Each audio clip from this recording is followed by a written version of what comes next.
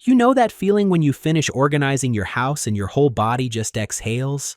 Your family thinks you cleaned. Your friends think you're being extra. But what just happened goes way deeper than a tidy shelf. Your brain didn't just get a cleaner room, it got silence. And for you, that silence is everything. The psychology behind why people love organizing their homes is more fascinating than you think, and it has almost nothing to do with being neat. It has almost everything to do with how your brain is wired.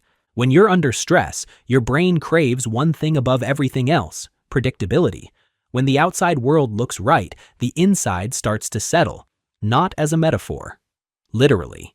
The act of placing something where it belongs gives you the same hit of reward you get from food or accomplishment. Researchers at Princeton University actually studied this. Visual clutter competes directly for your brain's attention.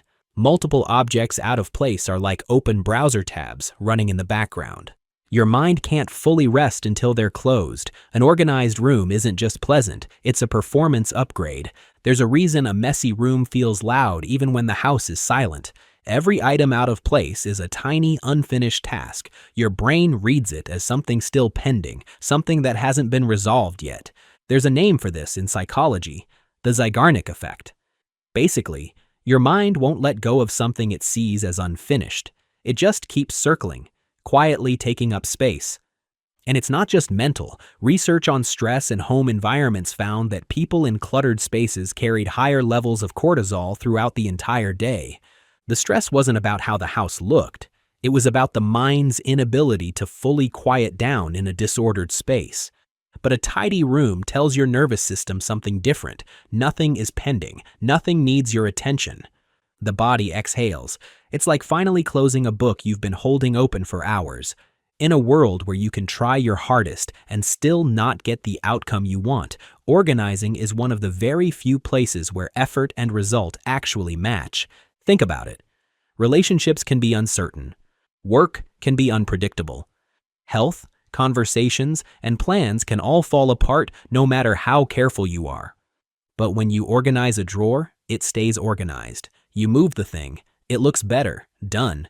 You fold the shirt, it stays folded. You line up the shelf, it stays lined up. You did a thing and the thing worked. That sounds so small. But if you've spent any part of your life pouring effort into something that didn't give it back, a relationship, a job, a person who never met you halfway, you know exactly why that matters. For people who live with ongoing uncertainty, whether that's anxiety, a chaotic schedule, or a life that always feels slightly out of their hands, that clear link between effort and result goes beyond satisfying. It's psychologically necessary. It's the one equation in their life that always balances. You've probably tried to explain this to someone. Why a messy room doesn't just bother you, it follows you. Why you can't just not look at it like people always try to tell you. You couldn't find the words because the explanation isn't about habits, it's about how your brain is built. It's called being a highly sensitive person, or an HPS. About 1 in 5 people have brains that just take in more and feel everything more intensely. The neurological trait behind it is called sensory processing sensitivity. It means your brain doesn't just notice the environment, it processes it deeper than most people's does. Every detail, every shift, everything that's out of place gets picked up and held onto. For these people, a cluttered room isn't mildly irritating. It's overwhelming. Every out-of-place object is input that has to be filtered, sorted, and managed before they can do anything else. Organizing isn't a preference, it's how the nervous system gets to rest. The organized space is the only room where the volume finally turns down. And if that's you, you already know what it costs to explain it to someone who doesn't feel it.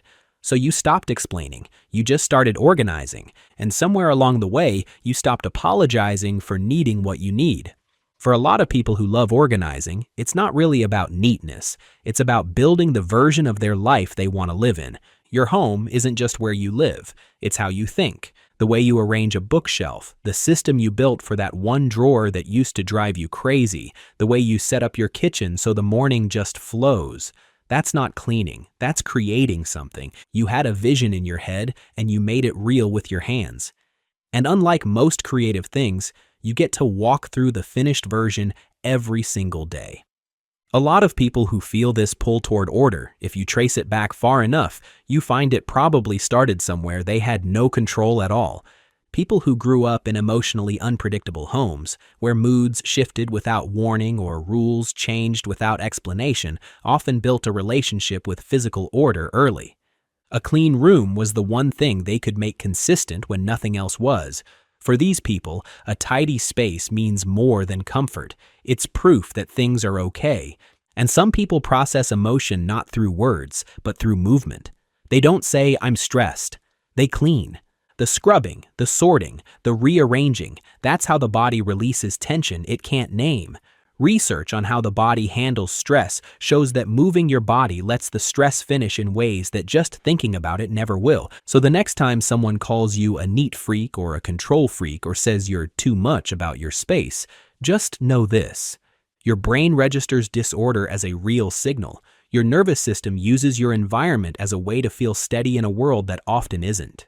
The order you build isn't about perfection. It's how you take care of yourself in the quietest, most intentional way possible.